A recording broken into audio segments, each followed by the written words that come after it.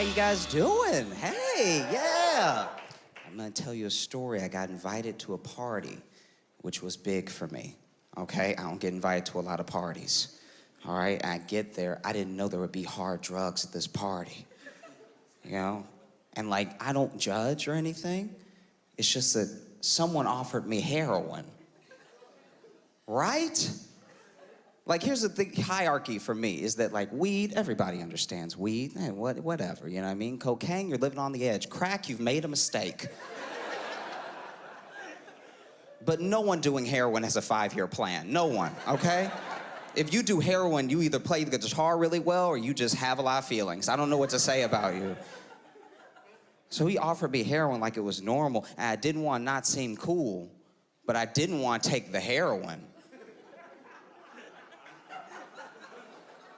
And so he passed it to me, and I was like, no thanks, man. I am stuffed. I could not have any more heroin today. I have had my fill. I am good. Thank you.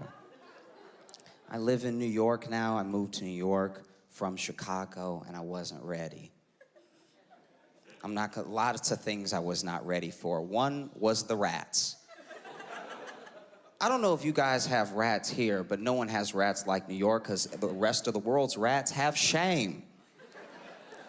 I saw a rat inside, all right, and he saw me see him, and instead of scurrying away, he was just like, "What's up, dog?" Like, that's...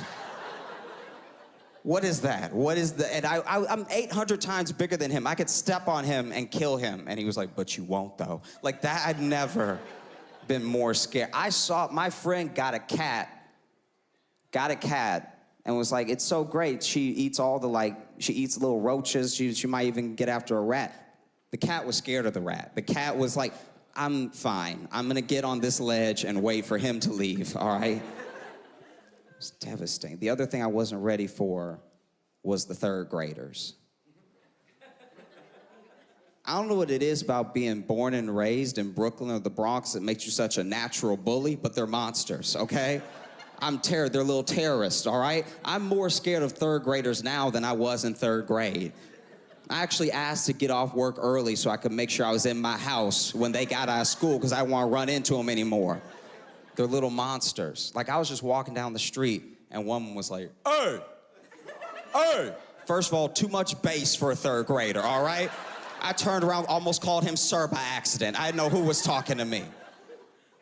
I turned, he's like, "Hey, what's up, bird shoulders?" I don't know what that means. But I went home and cried afterward. You ever have someone make fun of you and you don't even get it, but it hits such a core part of who you are that you get hurt anyway? Like, I was sitting, my body hasn't changed since it happened. I probably still have bird shoulder. I have no idea what it is. I have a lot of fears since I'm little, you know? I'm scared of a lot of things.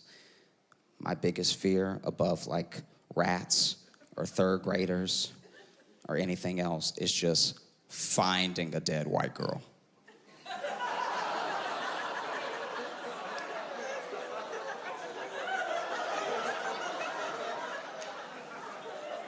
In fact, I think that's why there's no black ghost hunters, because we don't want to come in a room and just... I'm too black to just find her. There's gonna be an investigation. There's gonna be leads, okay? People are gonna be calling in. They're gonna use a picture of me on the news. It's not gonna be a good one. It's not gonna be a picture with me looking like the first picture day or something. It's gonna be me stubbing my toe like... It's also, it's a fun thing to stay here for Christmas. When you live here and you stay for the whole holiday of Christmas and stuff, it is weird when you see people come here just for Christmas. I don't know, I'm not gonna lie. I get that it's like a magical New York Christmas. I understand we have a very big tree, I get it. But underneath all that, we're still just New York, you know what I mean? I know the lights are very pretty, but underneath those lights is just regular New York. It's still rats playing dice games, shanking each other when they go sideways. It's very jarring, you know? And it's interesting because so much of Christmas is for kids. It's specifically for kids to enjoy, you know? And it's weird because we spend the entire season of Christmas telling kids to do the opposite of what we tell them to do all year. All year we're like, don't talk to strangers. Don't you dare talk to a stranger. If a stranger even approach you, you yell stranger danger. You let them know that they're a stranger to you. And then for the whole month of December, we're like, yeah, go sit in that old motherfucker's lap. No, it's fine. Go. We make them. They don't want to do it sometimes. We're like, no, sit in his, so I can take the picture. Sit in his lap. Be still. Jeez. You know, it's harrowing. I knew a guy one time, okay, this shit make me laugh the way it does, but all right, I used to work with a dude, and he would do part-time work as a Santa, but he was a black Santa. It just made me laugh how people would get to the mall and they see him and they want to be cool about it. They try so hard to be cool, but they'd also be like, so is there another mall close by? I've always felt like there's a lot of stuff around Christmas that I'm bad at, though. Like, I'm bad at wrapping gifts. I'm horrible at it in a way that's demoralizing. You know what I mean? Like, there's no quicker way when you give a gift to look like you can't read than to wrap it poorly. I'll even watch the YouTube video and I'll do all the steps with them, and I feel like there's steps they're not recorded, because then when they get done, they have a perfectly wrapped box, and I got a hexagon that looks terrible. It doesn't matter the gift. You could give the most beautiful gift. You could give someone a golden necklace for Christmas, and if you wrap it bad enough, it's gonna look like you stole it. Like, it's horrible. I use too much tape, I use too much wrapping paper, so all my gifts look like hostages. They're just extra wrapped up, like, It's horrible. I try to give myself, myself gifts sometimes, because I haven't always got the best gifts. There was one year where I'm pretty positive my dad forgot Christmas. Like, don't feel bad, I'm an adult. Just roll with me for the story, okay? So basically, I'm pretty sure he was coming to visit me, and I think he just slid everything that was on his kitchen counter into a bag. Because when he brought me these gifts, they didn't make any sense individually or all together. This was one of the craziest Christmas. Okay, so I'm little, right? And so this man gave me one AA battery. Like, I don't know what I'm supposed to do with this at all. So I even asked him, like, so what was the purpose of, and then my dad goes, in life, and I know y'all know my dad, but anytime my dad just started a sentence with, in life, he didn't know what else he was about to say. That was to buy himself some time. So that he was like, in life, you gotta remember who's in charge, so I gave you that battery as a reminder, so you in charge of your life. I'm 11, so you in charge of your life, And I was like, well, most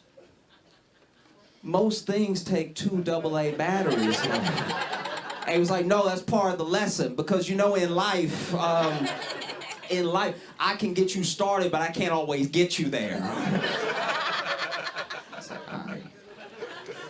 What's wrong with this man? This dude got me a keychain. Not a Batman keychain, not a Power Ranger keychain. He just got me the ring. Just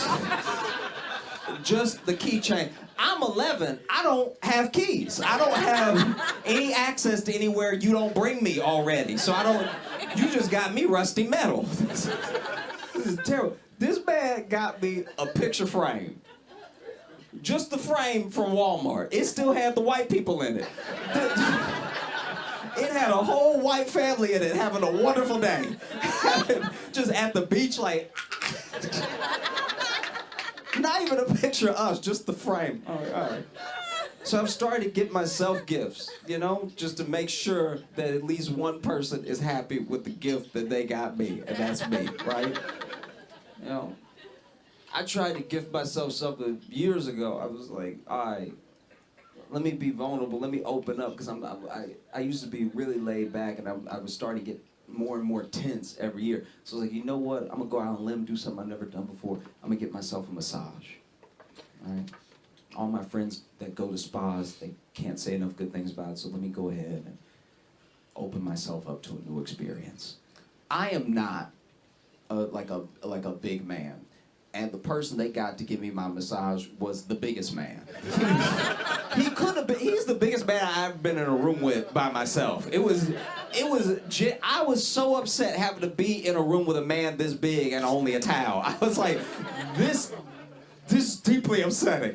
And I didn't know anything about spas, so I didn't know I could ask for somebody else. So then he would stand outside the room. I didn't know I could turn to the receptionist and be like, do you have anybody else?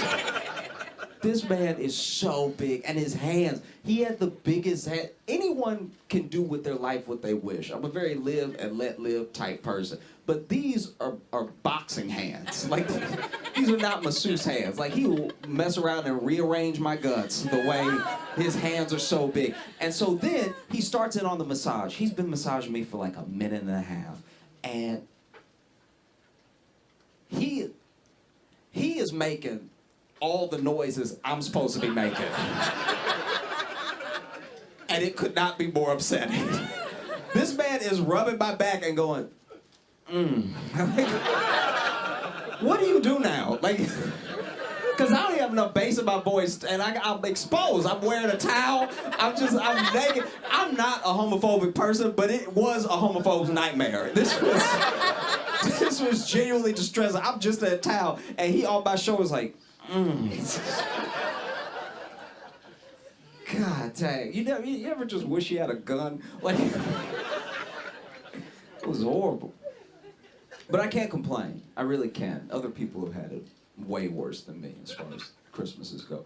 I grew up in Louisiana, and I moved to Chicago after college, and I was working with a dude who told me about his Christmas. He said his most magical Christmas that he ever had was also his most traumatic, because he had done all of the Christmassy stuff, and he loved Christmas. It was his favorite holiday, right? And so he went to see Santa at the mall, and then he had laid the milk and cookies out with his parents for Santa. Now, he lived with his mom and his stepdad, and he didn't like his stepdad. He called his stepdad Darren. Full thing, all the time. Stepdad Darren, all the time, right? His dude was like, you can call me dad. He's like, I'm not gonna do that, stepdad Darren, all right? And so then he had laid the cookies out in the milk with his mom and stepdad Darren, and then he had put on his pajamas, washed up, kissed them both goodnight, gave stepdad Darren more of a pound. He wasn't really like, we're not close like that yet. And then he went to bed, and he was trying so hard to fall asleep. You know, like when you're little and you're trying your hardest to fall asleep so Santa can come, right? You're trying to knock yourself out because you don't want to mess this up. You've done everything. You've been good all year. You laid out the milk and cookies. You don't want to mess it up now by being awake. And as he was falling asleep, he heard steps on the roof, right? And so he's like, oh my God, that's Rudolph. That's the whole crew up there right now. Like, I gotta fall asleep. He's trying so hard to sleep. What was actually happening was the night before Christmas, his house was being robbed. All right? And so he hears the footsteps on the roof and everything, and he's laying there trying to get to sleep. But you gotta think about it from his perspective. He laid out the milk and cookies. He went to bed. He hears the footsteps on the roof. Then he hears some noises in the living room. It is Chicago. His stepdad had a gun, right? So his stepdad shot the intruder in the leg. So from his room, he hears,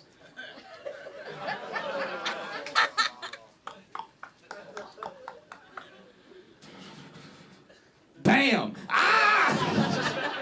Now, in his 9-year-old mind, he's just thinking about his stepdad having the gun. He's like, this dumbass done shot Santa.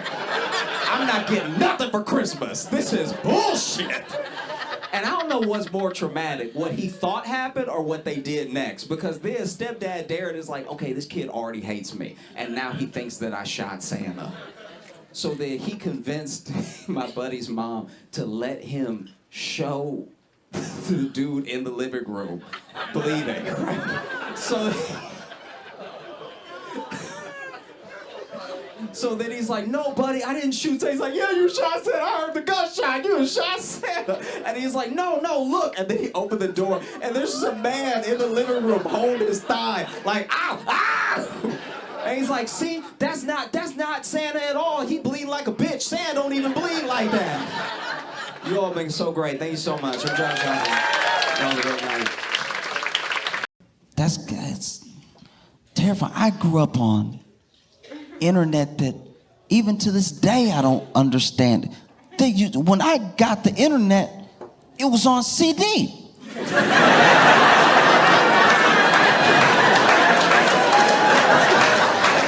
To this day, I don't know how that worked. What is on the CD? What is that? Because I thought you had to have, you would just get, okay, this is gonna be very annoying to explain, but some of you are young and this is gonna sound fake, but you used to, you used to get internet. Okay, you would get an offer in the mail. They would mail you internet.